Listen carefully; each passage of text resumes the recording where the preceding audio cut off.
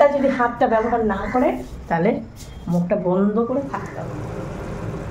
হালকা পাতলা একেবারে কুল খাবার। এটা কেমন হয়েছে বল?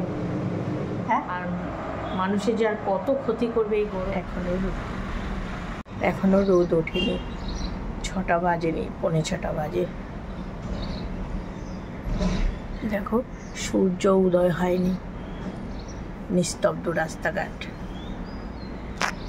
কোনো হাওয়া বাতাস কিচ্ছু নেই, থম ধরে রয়েছে। ড্রাইভার ভাইটা এসেছিল, আমাদের গাড়ি নিয়ে বেরিয়ে গেছে, যার জন্য আমি খুব সকালে উঠেছিলাম চাবিটা দেওয়ার জন্য। এই এখন 6টা বাজলো, আমি যখন উঠেছি 5:30 বেজেছে।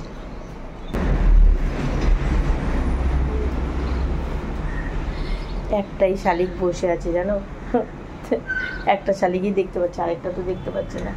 না না না, আরেকটা আছে নিচে, হয়ে গেল। এই একজন তারে বসা, আরেকটা নিচে, সেটাকে আর তোমাদের দেখাতে পারলাম না। এখন 6টার মতো বাজতে যায়, রোদটা এখনো ওঠেনি, থুম ধরে রয়েছে। কি হয়েছে? শালিক কিন্তু খুব সুন্দর কথা বলতে পারে।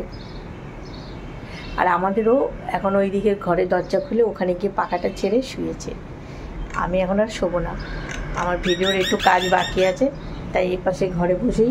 গতকাল আর রাতের বেলা সেরকম কাজ করতে পারিনি, মোবাইলটা কী করে কাজ করব। এখানে যে মাইকটা খুলে নিয়েছে, হ্যাঁ রাতের বেলায় মাইকটা খুলে নিয়েছে। সেই মিটিং রাত পর্যন্ত চিৎকার করে করে, মানে এত জোর মিটিং হয়েছে যে আমি মোবাইলে কোনো এডিটিং করতে পারিনি, সেটা বাকি আছে। এখন এইদিকে বসে করব, নতুন ব্লগ শুরু করে দিলাম। তোমরা কিন্তু সারাটা দিন সাথে থাকো। আর আজকে বারটা হচ্ছে বৃহস্পতিবার, ভাবলাম মোবাইলটা নিয়ে বসবো, এডিটের কাজ বাকি আছে। জানালা খুলে দিলাম, ওই যে রাত্রেবেলা একেবারে দরজা জানালা দিয়ে একটু এসি ছাড়া হয়, আর যতক্ষণ চলে ততক্ষণে একটু ঠান্ডা, তারপর যেমন কি তেমন। সবসময় অল টাইম কি ছেড়ে রেখে বসা যায় বলো তো? আর একটু ফ্রিজের জল খেলাম, তারপরে কলটা খুলে মুখ ধুতে গিয়ে দেখি কি জলের প্রেশার নেই। তা ভাবলাম না, এখন আর বসে এডিটিং করলে হবে না, পাম্পটা ছেড়ে বরঞ্চ ছাদে যাই। একদম সকাল আছে, ফুরফুরে হাওয়াও আছে, একটু জল ভরে নিই। কারেন্টের তো কোনো ভরসা নেই, যখন তখন কারেন্ট চলে যেতে পারে। দেখো ব্রিজটাও ফাঁকা, আর মনে হয় কোথাও গ্যারেজ করা ছিল বাসটা, নাহলে এত সকালবেলা বাস মানে রোডে চলার কথা না। আর এই যে বেশ ভালোই লাগছে, ফুরফুরে একটু হাওয়া দিচ্ছে। এখন আমি পাম্পটা ছেড়ে এখানেই থাকবো, মানে ছেড়ে দিলাম তো এখানেই থাকবো। কেননা ঘরে যদি আমি এডিট করতে বসি প্রায় ঘন্টা দেড়েক, তারপর আমার খেয়াল থাকবে না, বুঝেছো তো? পাম্পটা যে ছাড়া, আর জল ওভারলোড হয়ে পড়ে গেলে না খুব গায়ে লাগে। তা এসেছি যখন, একেবারে গতকাল বিকেলেও জল দিয়ে গেছি, এখন একটু জল দিয়ে দিই। আর জানো তো, যে মগটা দিয়ে জল দিই, মগটা না ফুরফুরে হয়ে গেছে, একদম পাঁপড় ভাজা।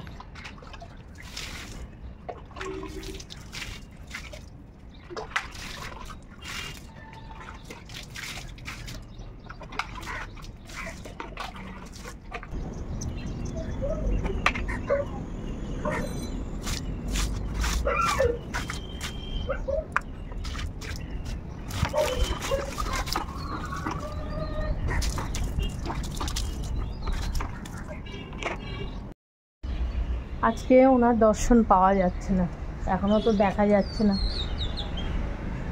না দেখা যাচ্ছে না। কার কথা বললাম বুঝতে তো পেরেছো? মেঘ ভর্তি, মেঘের আড়ালে মনে হয় ঘাপটি মেরে রয়েছে। পাশে ওই দিদাদের বাড়িটা দেখলাম কি সুন্দর আম হয়ে রয়েছে, বড় বড় সাইজের। আর আমার না ট্যাঙ্কিটা তো ভরেনি, আর এখন আমি আবার নিচে গিয়ে বসবো, একটু ফুল করব, ট্যাঙ্কিটা মানে ভর্তি করব। তারপর দেখলাম বেগুনের চারাটা চারদিকে আগাছা হয়েছে, আর এই বেগুন গাছটার মধ্যে না মাঝে একটা ফুল হয়েছিল। সে কত আনন্দ করে তোমাদের দেখিয়েছিলাম যে বেগুন হবে, কিন্তু না। আর এই গাছটাকে আমি ছায়ার দিকে রাখি, তা ব্যাটারির বাক্সের ওপর বসে হাওয়াও খাচ্ছি, আর গাছের গোড়াটাও পরিষ্কার করে নিচ্ছি। কেননা নিচে গেলেই আমি মানে ভুলে যাব পাম্পটা যে ছেড়েছি। সব কিছু একটু খেয়াল করে তো করতে হয়। তাই এখানে একটু কিছুক্ষণ বসে থাকলাম, হাওয়াও খেলাম।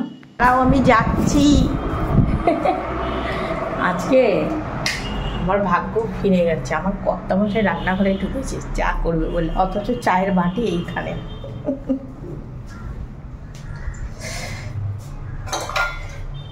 চায়ের বাটি ছাঁকনি সব এখানে রেখেছিল। কি ব্যাপার, চা করতে গেছো, চায়ের বাটি নাও নাই? ফলস, তাই তো বলি। চা করতে গেছো, চায়ের বাটি ছাড়া? হ্যাঁ, বসাও। আসলে দৌড়ি বাবারে, তাই বসাও না দেখি। কি ভাবছো? এই মুখটা যদি হাতটা ব্যবহার না করে তাহলে মুখটা বন্ধ করে থাকতে হবে, খাওয়া হবে না। অর্ডার দিলে তো 10 কাপ দিয়ে যাবেই, কিন্তু বানিয়ে খাওয়ানোটা আলাদা ব্যাপার। বোতলগুলো খালি জল, চুলটাকে উঁচু করে বাঁধতে হবে, নাহলে গরম লাগে। এই যে কালকে পেঁয়াজের রস, অ্যালোভেরা সমস্ত কিছু দিয়েছি, চুলটা বেশ সিল্কি সিল্কি লাগে, কিন্তু আজকে ঘামে আবার যেই কে সেই হয়ে যাবে। এই দোকানে লোক এসেছে। বাবা উঠে গেছে, একটু চা দেবো বাবা? বিস্কুট দিয়ে ভিজিয়ে এই দরজাটা খুলে রাখি, পর্দাটা টেনে দিই, ঘরটা ঠান্ডা হবে একটু।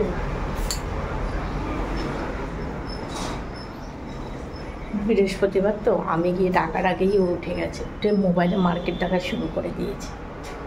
যার যার কাজের খরচ ঠিক আছে। নিচে যাচ্ছ, আসবে তো? ওই চা ফুটে গেছে, আমাদের চা হয়ে গেছে। এখন আবার এটা মায়ের জন্য করছি, মায়ের চাটাতে চিনি দিয়ে হয়।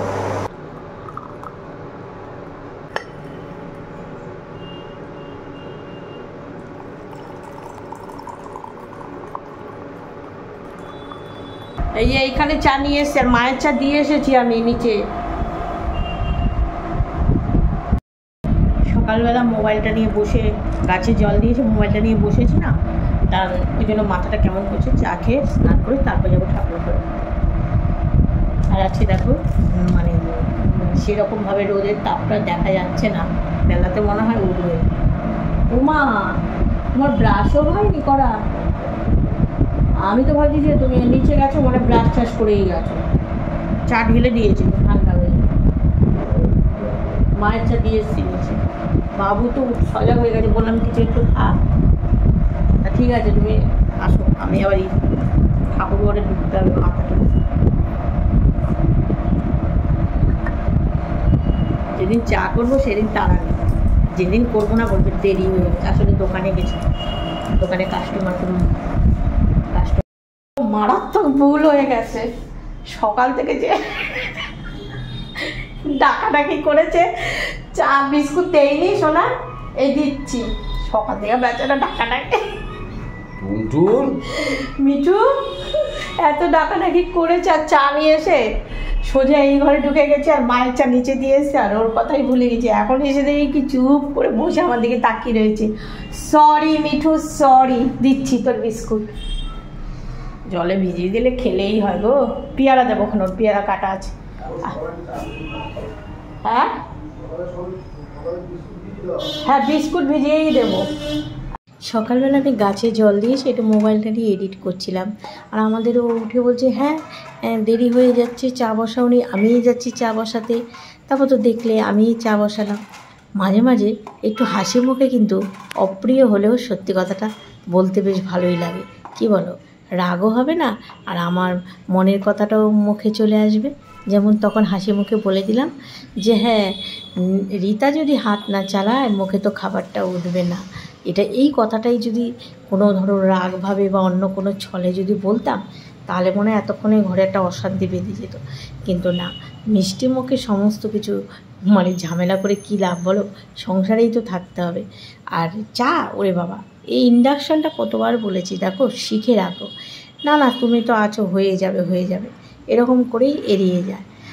এদিকে না ঠাকুর ঘরে এখনও ঢুকলাম না। ভাবলাম যে বেলা যখন হয়ে গেছে, বরঞ্চ আমি এইদিকের কাজকর্ম সেরেই ঠাকুর ঘরে ঢুকবো। ঠাকুরটা না পরিষ্কার করাই রয়েছে, আর এই জন্য আজকে ঠাকুরটাকে গতকাল আসন থেকে নামাইনি। তা আমার অনেকটাই মানে কাজ একটু কমই আছে ঠাকুর ঘরে।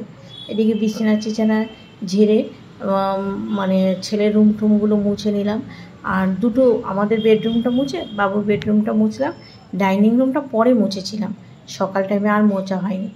আর ছেলে সকালবেলা ওঠার পর ওকে তো বললাম বাবু একটু চা বিস্কুট খাবেই না, মানে পুজো দেওয়া হয়ে গেলে ঠাকুরের ওই কাজু কিশমিশটা ও এখন রেগুলার খায়, কিন্তু পুজোও দেওয়া হয়নি। তা ভাবলাম যে আমাদের ওকে বললাম তুমি দোকানে যাও, বৃহস্পতিবার তো ছেলে মার্কেট ছেড়ে একদমই নড়বে না। ও গিয়ে আবার একটা ম্যাগি নিয়ে আসলো। বেডরুম দুটো মুছে কিচেনটা মুছে নিয়েছি, ডাইনিং রুমটা ভাবছি পুজো দিয়ে এসে মুছবো, নাহলে দেরি হয়ে যাবে, অনেক দেরি হয়ে যাবে।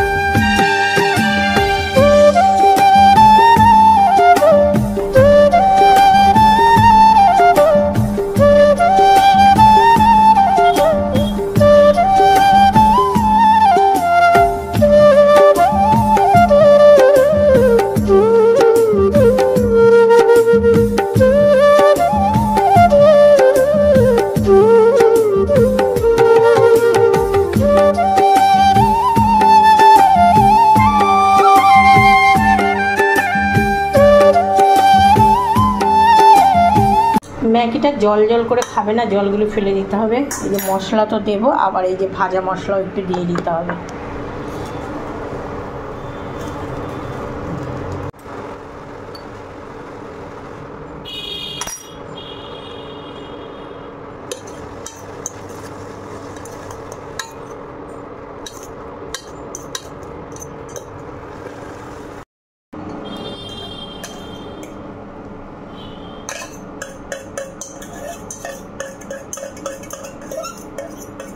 গেল আমার ছেলের ম্যাগি কমপ্লিট। ওরে খাবারটা দিয়ে আমি স্নান করতে গেল নিশ্চিন্ত, ঠাকুর ঘরে গেল। বাবা এই নিচে দিয়ে আসবো? হ্যাঁ আসবি? আচ্ছা যাচ্ছি। পাতলা গেঞ্জিটা পেয়েছ? পাতলা গেঞ্জি ছিল তো এদিকে একটা।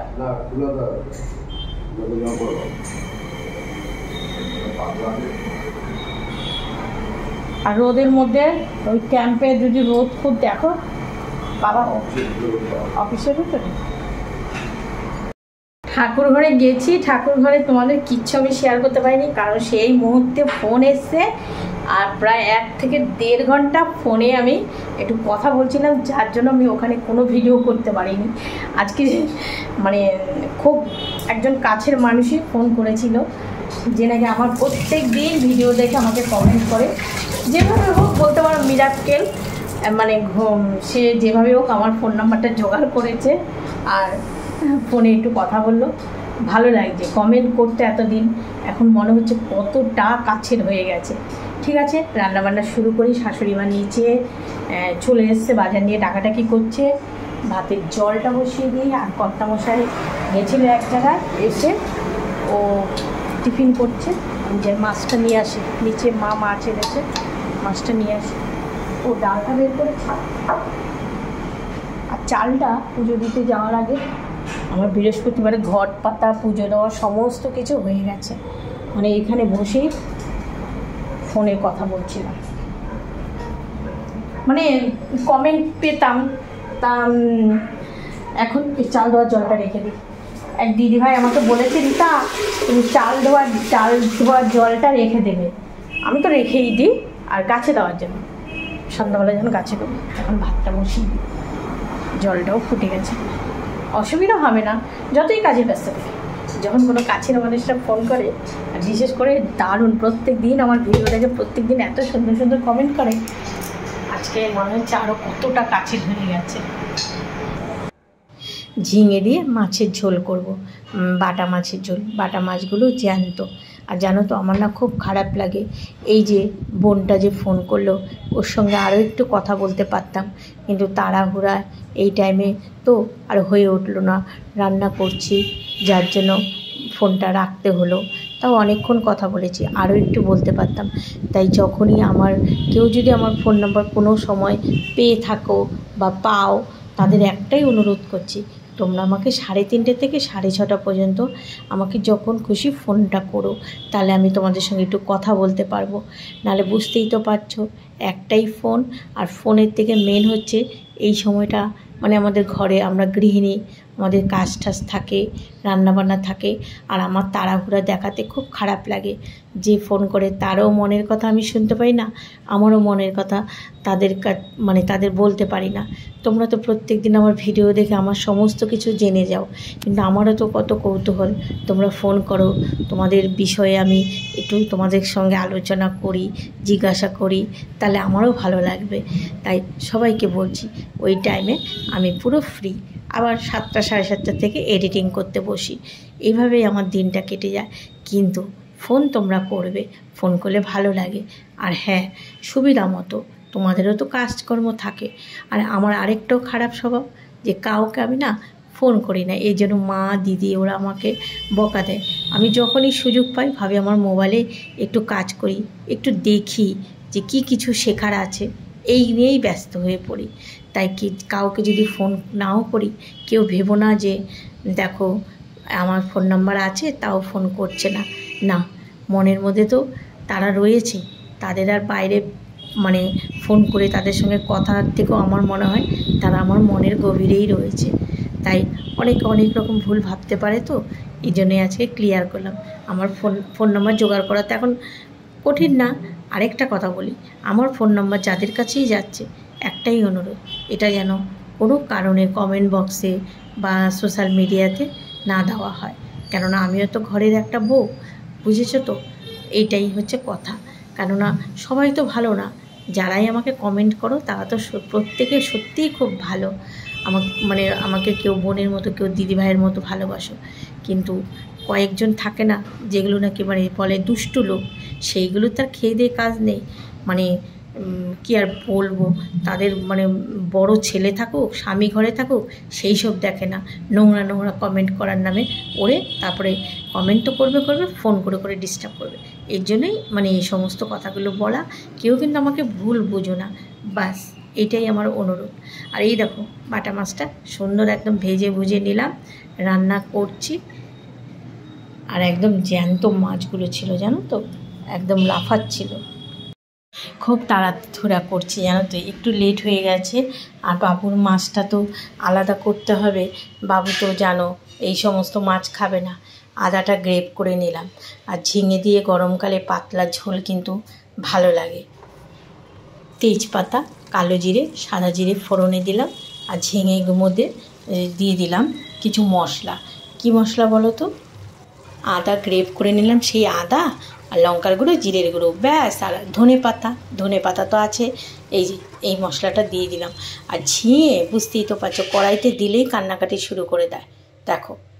আর ওই মশলাটা বাটিতে জল দিয়ে দিয়েছি এর মধ্যে। এই ধনে পাতা তো আমার ছেলের দু চোখের শত্রু। এই ধনে পাতা, ও একদম ধনে পাতা সহ্য করতে পারে না। আর দেখো ঝিঙে দিয়ে এখন গরমকালে কিন্তু মাছের ঝোল বেশ ভালোই লাগে। তার মধ্যে দুটো কাঁচা লঙ্কা ফাটিয়ে দিয়েছি। কালারটা যেমন টকটকে হচ্ছে, মাছের ঝোল কিন্তু তত ঝাল হবে না।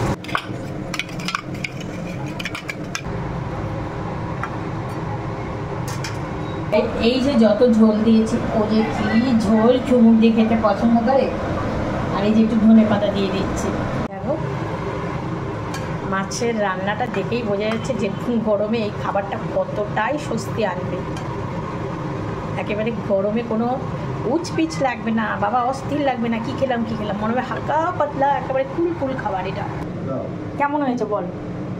হ্যাঁ, ঝিঙে সেদ্ধ, ঝিঙে কিছুটা কালো জিরে দিয়ে করেছি, ঝিঙে দিয়ে মাছ, আম দিয়ে টক ডাল। গোপাল সোনার জন্য মাছটা হচ্ছে একটু, রান্নাটা তো হেভি লাগছে। এবার ছেলে খেয়ে বলবে ও কেমন লাগছে। চিমনি অফ করে দিয়েছি।